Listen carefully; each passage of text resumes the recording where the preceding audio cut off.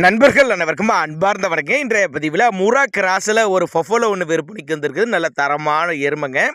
3ஆம் மீத்துன்னு தான் சொல்லியிருக்காங்க.